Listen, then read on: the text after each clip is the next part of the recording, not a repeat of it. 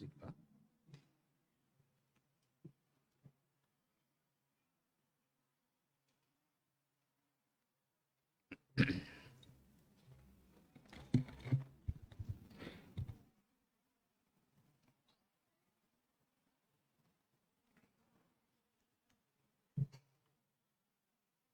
Bismillahirrahmanirrahim. Assalamualaikum warahmatullahi wabarakatuh.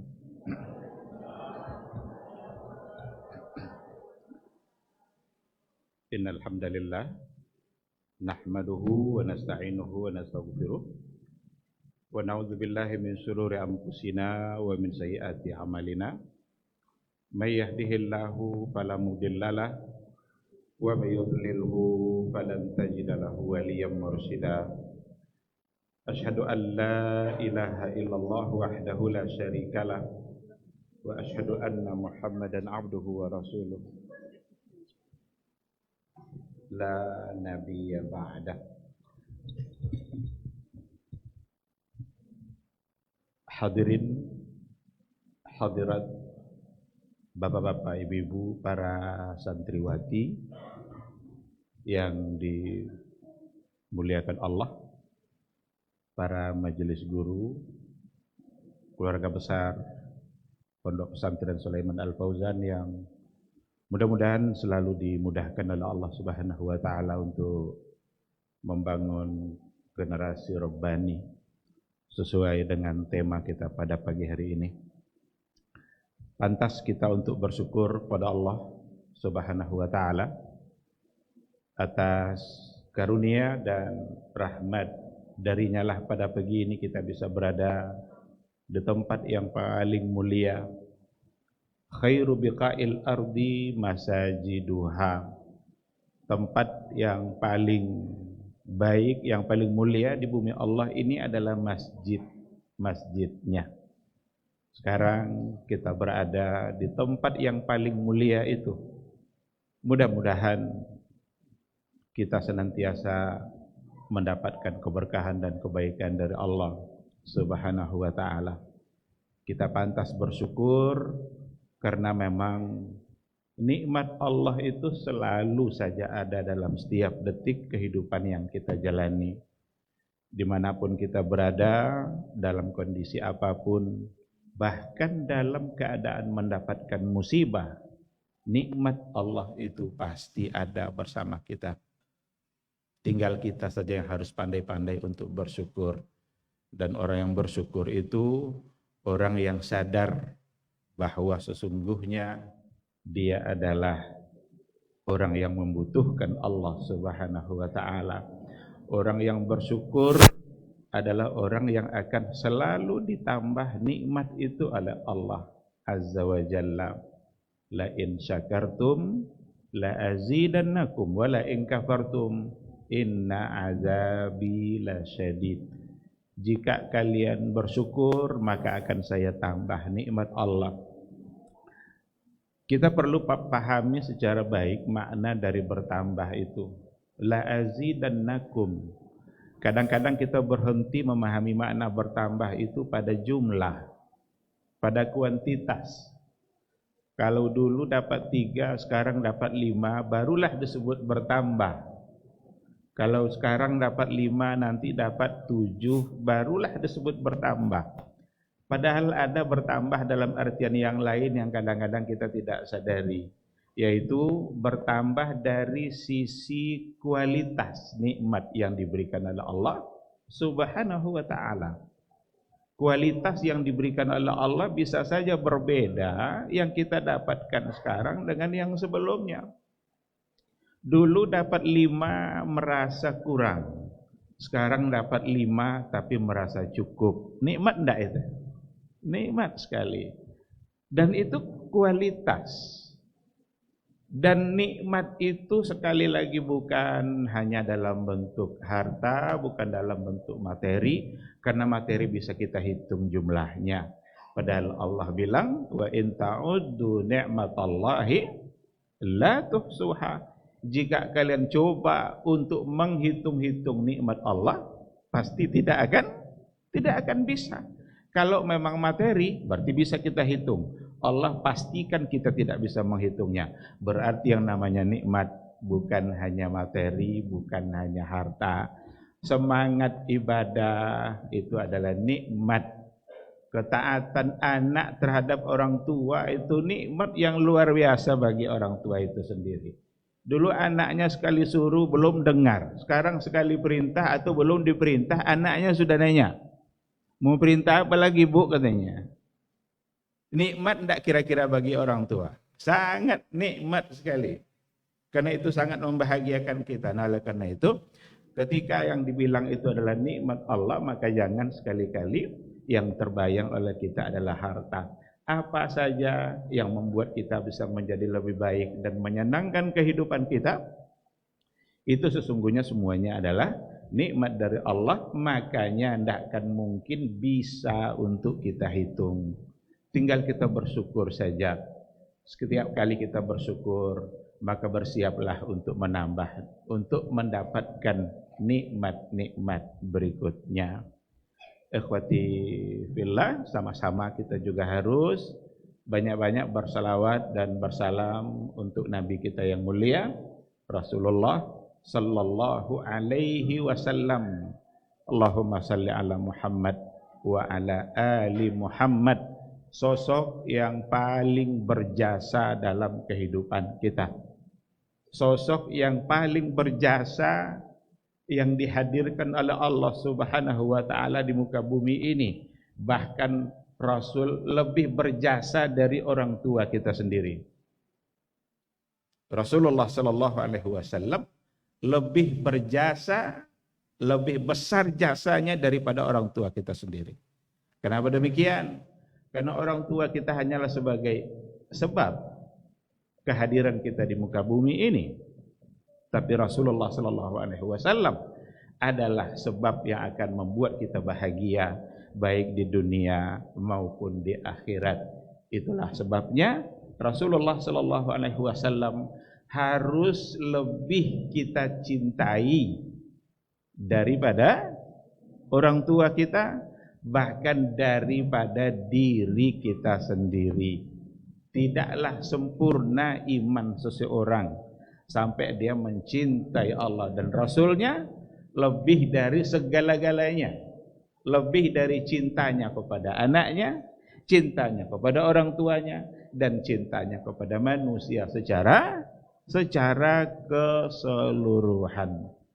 Maka di hadapan Nabi, Umar bin Khattab itu pernah mengatakan begini, ya Rasulullah, saya siap untuk mencintai kamu lebih dari segala-galanya, kecuali dari diri saya sendiri. Jadi kata Umar apa? Saya siap cintai kamu ya Rasulullah lebih dari segala-galanya, kecuali dari diri saya sendiri. Apa kata Rasulullah? Ya Umar, belum cukup wahai Umar, tidak akan pernah sempurna iman kamu sampai kamu mencintai saya lebih dari diri kamu sendiri. Ketika itulah Umar mengatakan, kalau begitu ya Rasulullah, saya akan cintai kamu lebih dari segala-galanya, termasuk dari diri saya sendiri. Lalu kata Rasul, al-ana ya Umar, kalau begitu sekarang sempurna imanmu wahai Umar. Oleh karena itu, ketika berbenturan apa yang diinginkan oleh Rasul kita yang mulia, berbenturan dengan yang diinginkan oleh diri kita, yang mana yang harus kita ikutkan? Yang kita ikutkan adalah yang diinginkan oleh Rasulullah sallallahu alaihi wasallam. Oleh Rasul yang dimaksud di sini adalah oleh syariat Islam yang diturunkan oleh Allah Subhanahu wa taala. Kita lagi asik-asik melakukan sesuatu, tiba-tiba masuk waktu zuhur. Yang mana yang harus kita kerjakan?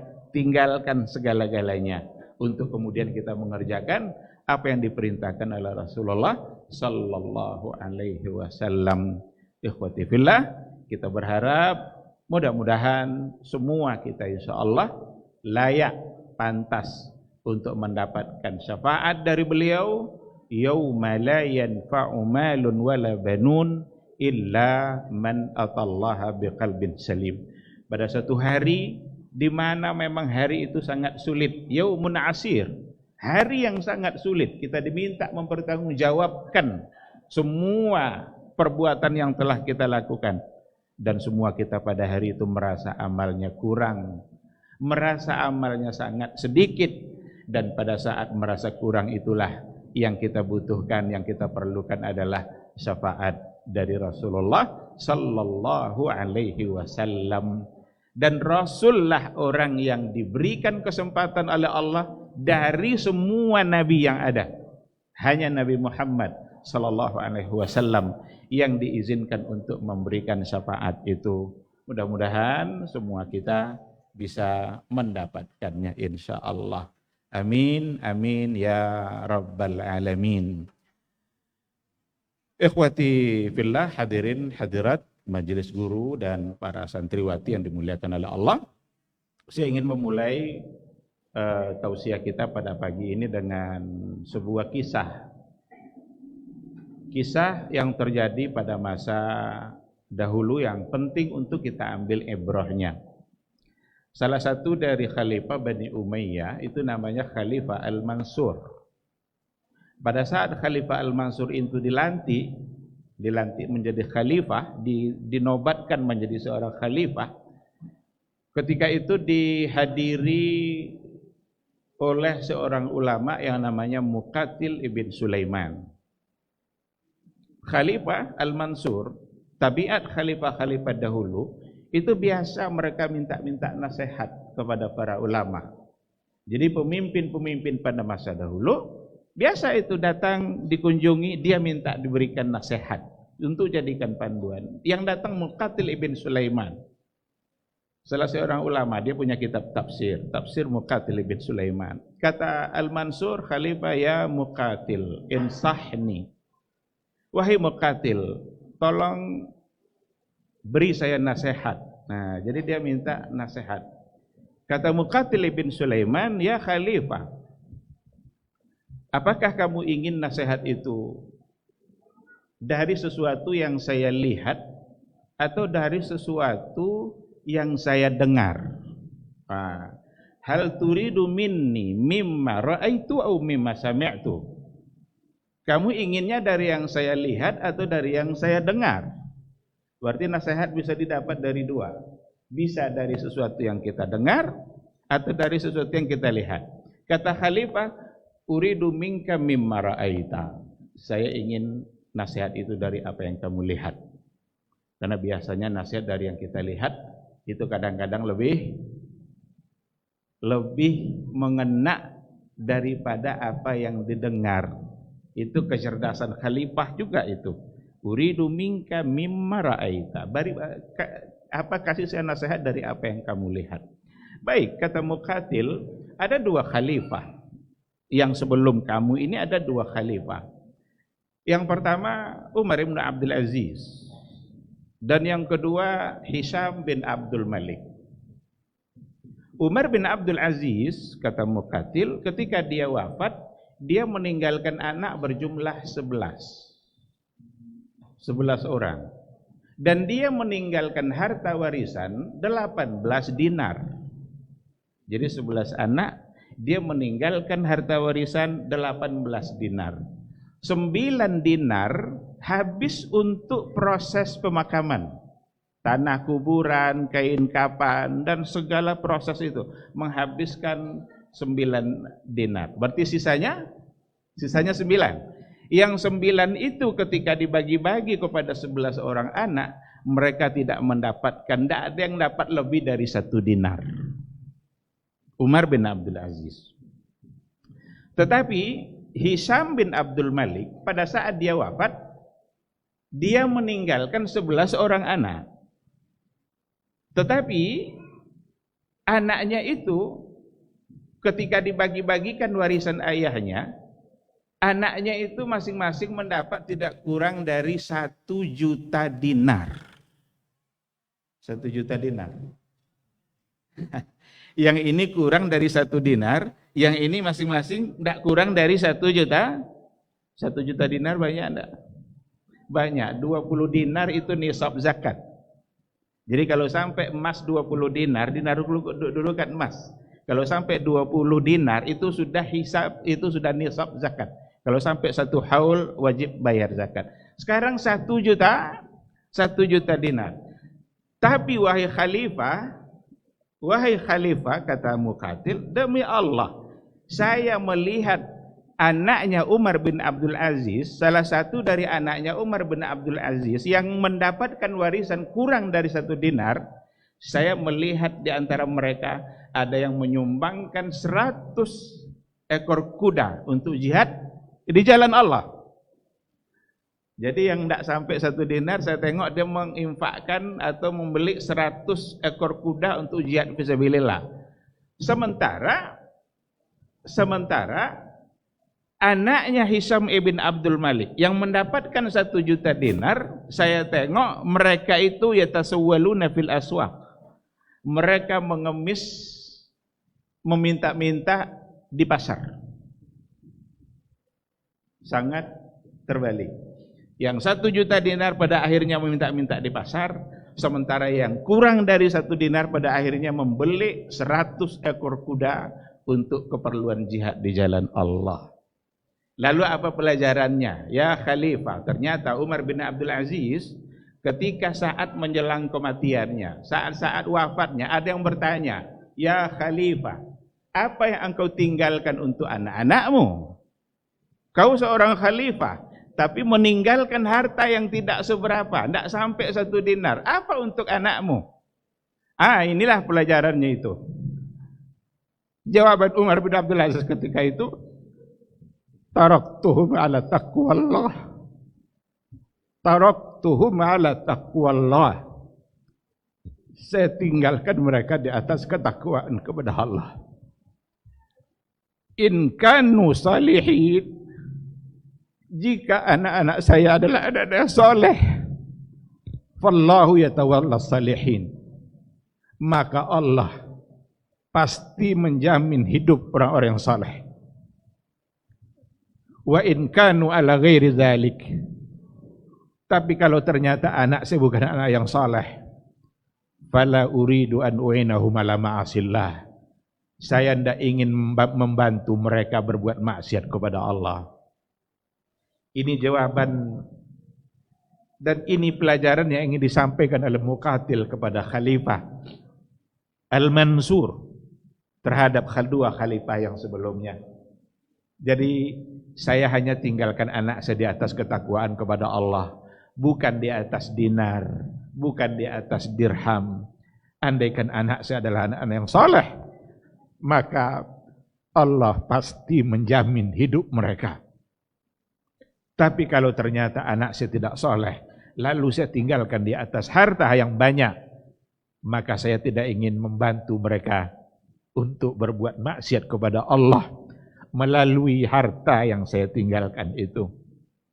Ikhwati fillah, ma'asyiral hadirin, hadirat, Bapak Ibu-ibu yang dimuliakan Allah, mari kita ambil pelajaran dari cerita ini.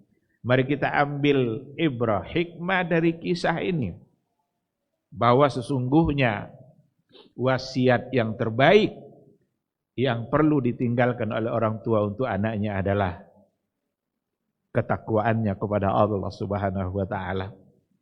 Takwa, takut kepada Allah, takut kepada ancaman-ancaman Allah, taat dengan perintah Allah, penuh harap dengan janji-janji Allah Subhanahu wa taala.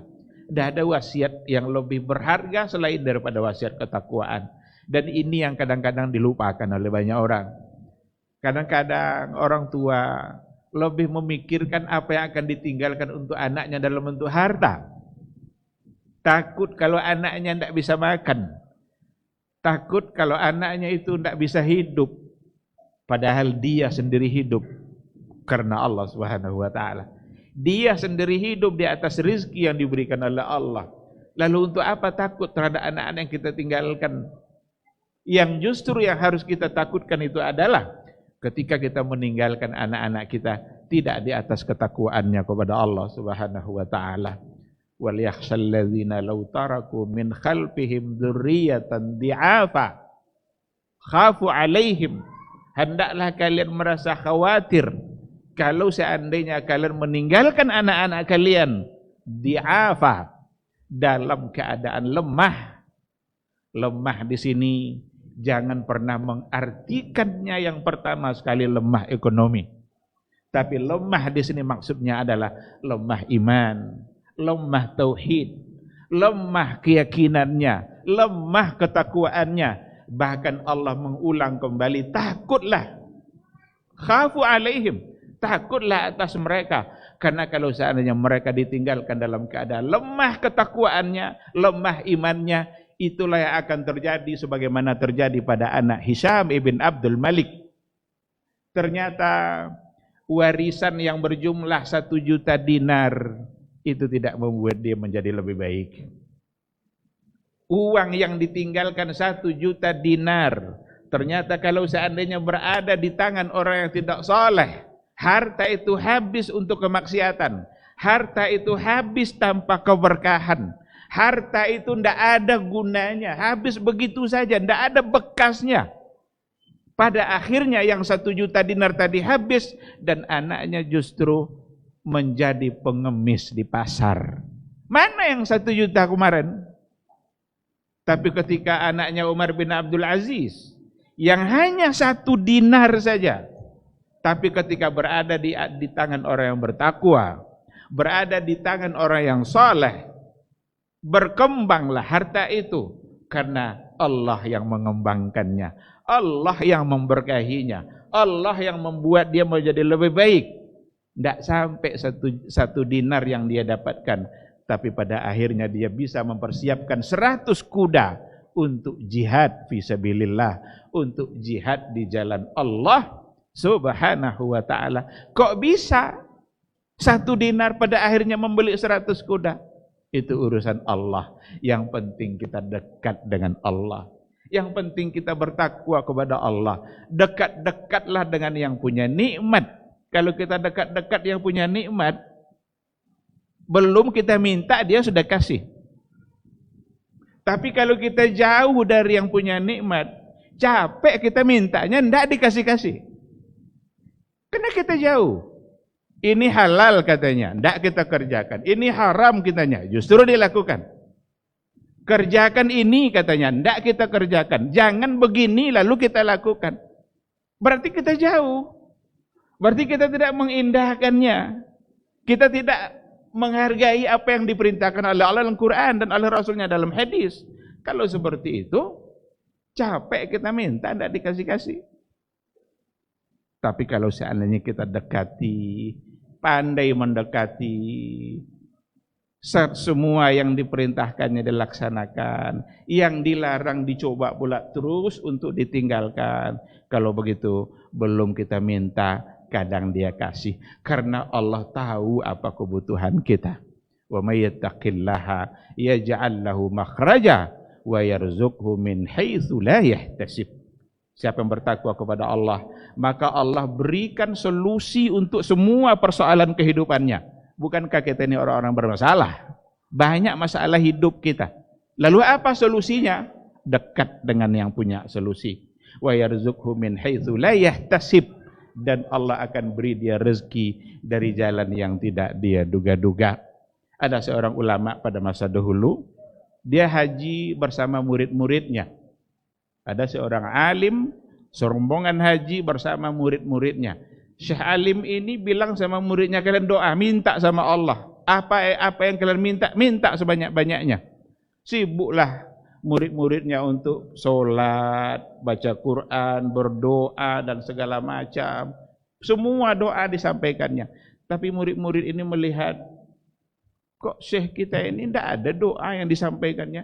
Kok sibuk aja dia berzikir memuji Allah, tidak ada doa yang disampaikannya. Dia tanyalah, ya syekh, kamu dari kemarin nyuruh-nyuruh kami berdoa terus, tapi kamu kok tidak nampak?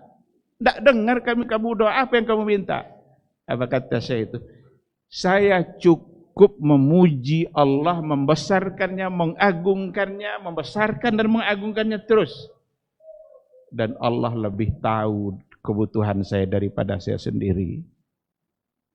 Kalau saya sudah puji dia, Saya sudah besarkan dia, sementara dia lebih tahu dengan kebutuhan saya daripada saya sendiri. Maka saya yakin dia akan memberikan apa yang saya butuhkan itu. Ini kan sesuatu yang perlu kita baca, perlu kita ambil bersama pelajarannya. Bagaimana kita harus selalu dekat dengan Allah. Ikhwati fillah, sekali lagi, wasiat yang paling berharga bukan harta, bukan uang, bukan sawit, bukan karet, bukan ini dan itu. Bukan itu tidak penting. Tetapi yang paling penting, wasiat yang terindah yang harus kita tinggalkan untuk anak-anak kita adalah at-taqwa.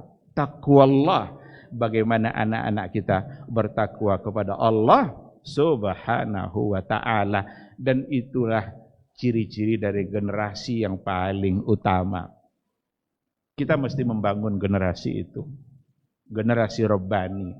Ini istilah generasi dikaitkan dengan Rabbani sebenarnya belum lama, kira-kira 90-an. Tetapi istilah Rabbani itu sendiri ada dalam Al-Quranul Karim. Walakin kunu rabbaniyina bima kuntum tu'allimuna al-kitaba wa bima kuntum tadrusun. Jadilah kalian hamba Allah yang rabbaniyin. Rabbani. Apa makna rabbani di sini? Ada penjelasannya banyak sekali oleh para ulama. Ada datang dari ulama tafsir, ada datang dari kalangan para sahabat, ada datang dari kalangan ahli lughah. Yang kalau seandainya kita coba untuk memberikan penjelasannya tentu akan sangat panjang sekali. Tapi saya ingin mengambil satu saja, itu dari Imam Al-Azhari, salah satu dari ahli lughah dalam Tahzibul Lughah. Dia mengatakan apa makna rabbaniyin? Generasi Rabbani, kalau kita bawa kepada apa yang dikatakan oleh Imam Al-Azhari, ahlul lughah tadi itu, generasi yang memiliki 3 hal. Generasi yang memiliki 3 hal. Generasi Rabbani ada 3 hal yang harus dimilikinya. Yang pertama adalah ilmu, yang kedua adalah amal, yang ketiga at-tarbiyah. Ilmu, amal, at-tarbiyah. Hilang salah satu dari yang 3 ini, hilang makna Rabbani yang ada pada diri dia. Ilmu, amal, tarbiyah. Generasi Rabbani generasi yang punya ilmu. Ilmu apa? Mulai dari yang terpenting. Ilmu yang terpenting adalah tauhid. Bagaimana kita ma'rifatullah secara lengkap dan baik, benar. Bagaimana kita mengenal Allah secara benar. Bagaimana ilmu kita tentang Allah yang menciptakan kita. Ini yang paling pertama sekali. Harus ada ilmu. Kalau tidak berilmu, bagaimana mungkin kita menjadi generasi Rabbani? Bagaimana bisa kita melahirkan generasi-generasi yang Rabbani? Rabbani itu sendiri, itu akar kata dari Rabba yurabbi, tarbiyah. Bahkan kata Rabbun itu sendiri, itu juga berasal dari kata itu. Nah, oleh karena itu, yang pertama sekali adalah mesti berilmu. Saya kira kita titipkan anak kita di pondok ini, kita titipkan anak kita di sekolah ini, tujuannya tidak lain dan tidak bukan agar mereka menjadi orang yang berilmu, agar mereka punya pengetahuan yang sempurna tentang syariat Islam, tentang agama. Dan yang pertama sekali yang harus dipahami, yang harus kita ilmui itu adalah at-tauhid.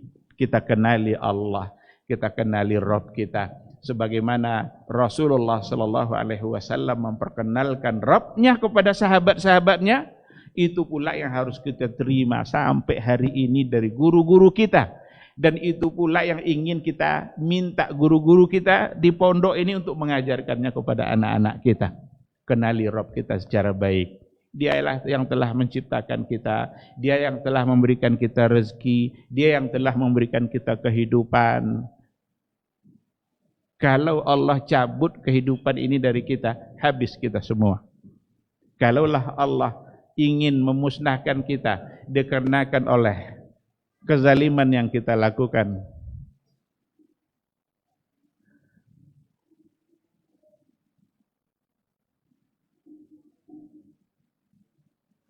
Istamir Syekh. Jazakallahu khair. Barakallahu fikum. Nah, jadi yang pertama adalah ilmu. Cukupkah berhenti sampai di ilmu? Tentu tidak. Ilmu tidak ada gunanya kalau seandainya tidak diamalkan. Ilmu harus melahirkan khasyah.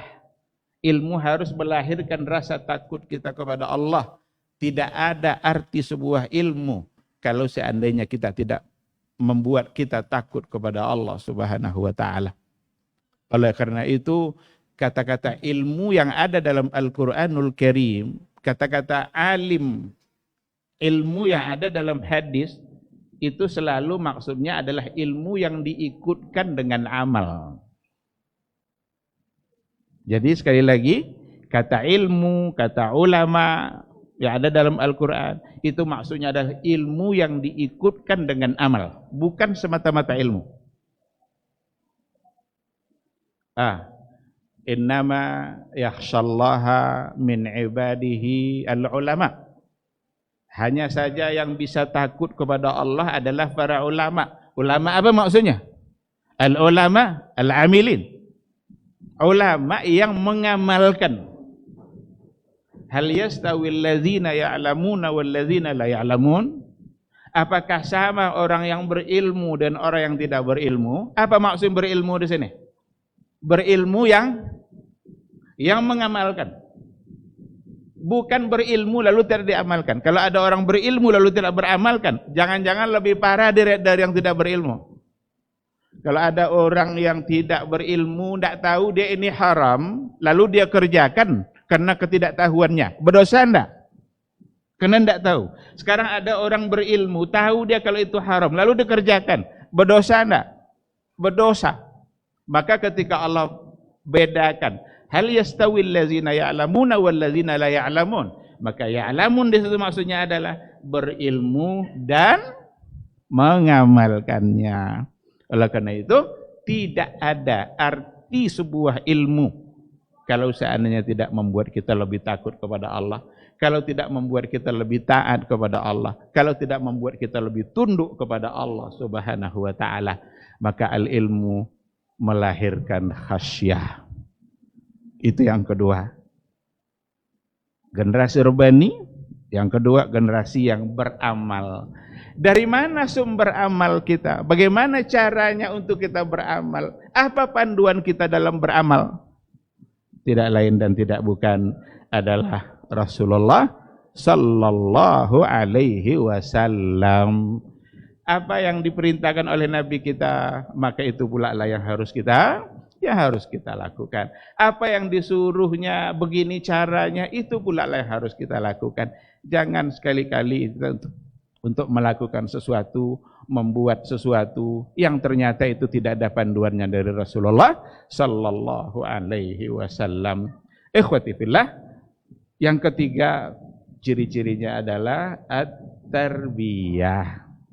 Tarbiyah itu kadar, perlu ada pengkaderan. Perlu ada didikan yang memang melahirkan generasi-generasi itu. Ada ilmu, ada amal. Kita tidak boleh berhenti pada soleh secara pribadi saja, tapi harus menuju soleh untuk orang lain. Maka ada istilah soleh, ada istilah muslih. Muslih itu orang yang memperbaiki. Kalau soleh adalah orang yang baik. Maka kita pada saat yang sama menjadi orang yang soleh dan sekaligus muslih, memperbaiki orang lain. Ikhwati fillah, inilah kata Imam Al-Azhari, ciri-ciri dari generasi Rabbani ada 3 tadi, ilmu, amal, dan tarbiyah. Lalu ikhwati fillah, siapa yang harus bertanggung jawab dalam membangun generasi Rabbani ini? Dari kisah Umar bin Abdul Aziz yang kita sampaikan di awal, yang telah melahirkan generasi Rabbani, 1 dinar yang ditinggalkan membuat dia bisa berinfak sebanyak-banyaknya. Itu adalah hasil dari sebuah didikan dari seorang ayah yang namanya Umar bin Abdul Aziz. Dan pada Umar bin Abdul Aziz setidaknya terangkum 3 hal pada diri Umar bin Abdul Aziz yang telah melahirkan anak sebagai generasi Rabbani. Apa yang 3 ini? Pertama, dia sebagai ayah. Kedua, dia sebagai guru, muallim. Dan ketiga, dia sebagai pemimpin.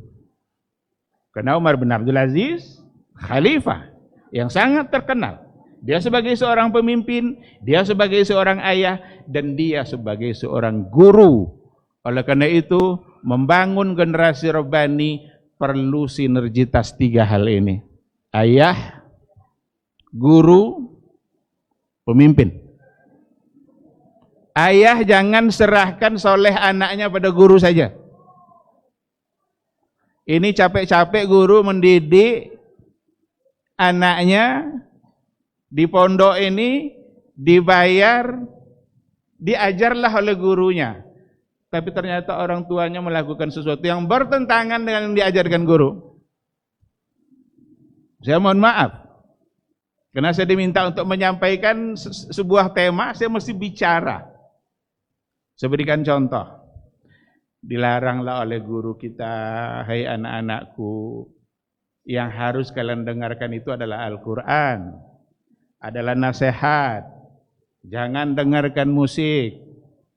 Nanti pas pulang dari pondok, nyetir mobil, udah setir musik di mobilnya. Hilang semua ilmu di sekolah. Lah, jadi guru, orang tua, dan pemerintah. Kita berharap guru-guru kita semoga disehatkan semuanya oleh Allah, diberikan kemampuan untuk mendidik anak-anak kita, selalu menggali model-model terbaru dari cara-cara pendidikan. Saya tengok luar biasa Pondok Fauzan, Sulaiman Al-Fauzan, ada training-training untuk gurunya, bisa kita tengok di Instagramnya atau di Facebooknya. Ada training ini, training itu saya kira luar biasa untuk memahami, untuk menambah pemahaman sang guru mengajar anak-anaknya. Karena yang Rabbaniin tadi apa? Wima kuntum tu'allimunal kitaba wa wima kuntum tadrusun. Tu'allimun itu mengajar, tapi jangan berhenti kalau sudah mengajar itu, wa wima kuntum tadrusun. Tetap belajar. Jadi kan mengajar, habis sudah yang diajarkan, mana lagi? Tadrusun. Jadi bima kuntum tu'allimunal kitaba wa bima kuntum tadrusun. Sama-sama kita doakan guru-guru dari anak-anak kita ini, yayasan yang membawahinya, semoga selalu dimudahkan oleh Allah Subhanahu wa taala. Tapi sekali lagi, ayah, ibu, jangan serahkan kesolehan anak kita semata-mata kepada gurunya. Kita punya andil yang luar biasa dalam mensolehkan anak kita. Kita punya tugas yang luar biasa dan Allah akan tanya, karena anak itu adalah amanah. Anak itu adalah titipan dari Allah Subhanahu wa taala. Amanah yang harus kita jaga. Harus seiring bimbingan guru di sekolah, harus seiring dengan apa yang kita lakukan di rumah. Tengok begitu mantap-mantapnya pakaian anak-anak kita di sekolah kita. Tiba-tiba nanti ibu-ibu jemur pakaian, pakai daster, enggak pakai jilbab. Nampak sama anaknya. Anak-anakku tolong nanti nasihati ibunya. Kalau seandainya nampak ibunya enggak tutup aurat, bilang, Bu, ini bertentangan, kami diajarkan tidak seperti ini. Siap ibu mendengarkan itu? Kalau siap, kita bangun generasi Rabbani. Tapi kalau tidak siap, ontoklah kaunya. Nanti dibilang sama anaknya, diam kamu katanya. Kalau seperti itu, tidak berhasil. Mungkin berhasil di satu sisi, tapi hilang hasil itu pada sisi yang lain. Yang ketiga tentu saja adalah pemerintah yang dalam hal ini dengan regulasi-regulasinya, aturan-aturan yang dibuat, kita berharap juga kepada pemerintah kita harus selalu mendukung pendidikan-pendidikan berkarakter. Karena itu sekarang yang dicanangkan itu sekarang kan pendidikan berkarakter. Cuma kita pahami baik-baik, jangan sampai orang merumuskan karakter dengan cara yang berbeda. Kita mesti bangun karakter itu dari apa yang diajarkan oleh Rasulullah sallallahu alaihi wasallam. Karena Rasulullah al-muallimul awwal. Rasul al-muallimul awwal. Ada sebuah buku ditulis oleh Syekh Abdul Fattah Abu Ghuddah. Judul bukunya itu Al-Muallimul Awwal. Guru pertama, dan itu adalah Rasulullah sallallahu alaihi wasallam yang telah tercatat dalam sejarah berhasil membangun satu generasi. Berhasil membangun generasi, bahkan dipuji oleh Allah, dapat garansi dari Allah. Apa garansinya? Radhiyallahu anhum wa radu anhu. Generasi inilah harus kita jadikan guru bagi kita bersama. Kita kalau mau belajar sekarang ini, belajarlah dari generasi terbaik. Gambaran dari generasi Rabbani sesungguhnya ada pada generasi terbaik yang dapat garansi. Kalau mau belajar akidah, ambil akidah dari generasi terbaik. Kalau mau belajar ibadah, ambil cara ibadah dari generasi terbaik. Kalau mau belajar akhlak, ambil bagaimana berakhlak dari generasi terbaik. Karena guru mereka adalah Al-Muallimul Awwal, Rasulullah sallallahu alaihi wasallam. Ikhwati fillah, ma'asyiral hadirin hadirat, Bapak-bapak, Ibu-ibu, majelis guru, santriwati, saya kira saya tidak akan berlama-lama dalam menyampaikan ini. Barangkali ada acara-acara yang banyak lagi untuk dilakukan, tapi intinya tema kita pada hari ini adalah membangun generasi Rabbani secara bersama. Jangan diserahkan kepada pihak tertentu, tapi kitalah yang harus ikut membangun. Kita sebagai orang tua, sebagai ayah, sebagai ibu, mari kita didik anak-anak kita. Dan sekarang kita percayakan pula agar anak kita dididik oleh sebuah sekolah yang mudah-mudahan semakin maju, semakin gemilang, semakin berjaya, dimudahkan oleh Allah. Insya Allah buahnya akan kita rasakan. Dan buah yang akan kita rasakan itu bukan hanya di dunia, tapi adalah di akhirat kelak. Saat kita sudah mati, doa-doanya masih mengalir untuk kita. Jangan sampai kita mati, lalu ternyata kita tidak mendapatkan doa apapun dari anak-anak kita. Maka anak yang soleh adalah anak yang memang berbakti kepada orang tuanya, taat kepada Rabbnya, selalu berbuat untuk akhirat, dan itulah cerdas yang sesungguhnya. Cerdas yang sesungguhnya adalah cerdas dalam definisi Nabi. Al-Kayyis man dana nafsahu wa amila lima ba'dal maut. Orang cerdas itu adalah orang yang selalu memperbudak dirinya, mampu dan mengatur hawa nafsunya. Wa amila lima ba'dal maut, dan dia berbuat untuk sesuatu setelah kematian. Ini cerdas secara Islami. Kalau cerdas konvensional itu biasanya selalu pakai pencapaian angka. Kalau anak matematikanya tinggi, cerdas. Kalau mahasiswa IPK-nya 4, cerdas. Itu cerdas secara konvensional. Tapi cerdas Islami itu bukan itu. Cerdas Islami mampu menguasai hawa nafsu, beramal untuk akhirat. Tahu mana yang hak, tahu mana yang batil, tahu mana yang baik, mana yang buruk. Andaikan IPK-nya 4, semua mata kuliah dapat A semua, tapi saat azan zuhur dia makan-makan di kantin, itu bukan orang cerdas. Justru orang yang tidak berharga di sisi Allah Subhanahu wa ta'ala. Kita berharap mudah-mudahan anak-anak kita cerdas dengan artian yang sesungguhnya. Maka hari ini ibu-ibu jangan merasa sedih kalau seandainya mungkin ada di antara anak yang nilainya rendah. Nilai bukan ukuran. Dan jangan pula sombong angkuh ketika ada anak-anak nanti yang nilainya tertinggi, lalu sombong. Tengok anak saya, tengok anak saya. Angka bukan ukuran. Kecerdasan dalam pandangan Nabi bukanlah ukuran angka, tapi cerdas dalam pandangan Nabi bagaimana dia mengamalkan apa yang diperintahkan oleh Rasulullah sallallahu alaihi wasallam. Saya kira cukup sampai di sini, mudah-mudahan bermanfaat. Mohon maaf waktunya terambil. Sekali lagi semoga Allah Subhanahu wa taala selalu membimbing kita semua. Kita sebagai orang tua, guru-guru anak kita di sekolah selalu diberikan kemudahan oleh Allah untuk melakukan proses-proses yang terbaik. Semoga anak-anak kita semua menjadi anak-anak yang saleh, anak-anak yang salehah, anak-anak yang cerdas, dan anak-anak yang diberkahi oleh Allah Subhanahu wa ta'ala. Baik, terima kasih. Subhanakallahumma wa bihamdika asyhadu an la ilaha illa anta astaghfiruka wa atubu ilaik.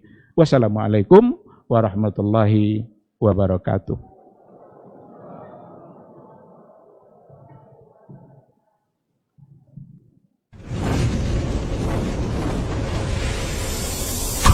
TV Sunnah, belajar agama baru alim.